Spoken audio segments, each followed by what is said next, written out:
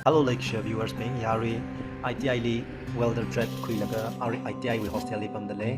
ta tum na tom mi share lo yu video yan mi lo ina matai la na video sen da le ma ramba ta yu shong ai na la kana ka pai le sa ka na tum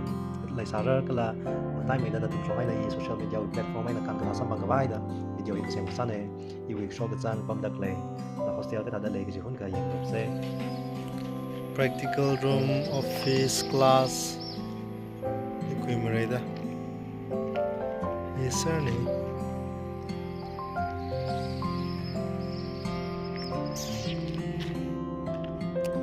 रात है वादा लेकिन हॉस्टल नहीं है हॉस्टल है वाचन से हॉस्टल ही ना हॉस्टल भी वाटर सप्लाई गाड़ी हॉस्टल में जाऊँ ना गई तुम भी इन मंगाई तरफ पुंगमी गाड़ी ने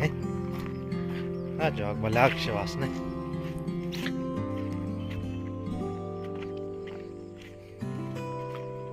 Hinaruway ko na. Mangay ba atong gari sin okay mi. Liruway ninga tuluay na mutsim na gara chekai jawi. Toilet nglem toilet bathroom ni tada direct ngtami. Hina hostel. Rajina siwi kilet je. Center office kika jili ne chui kunuk chang nei tum ni pam da le ne hostel chang os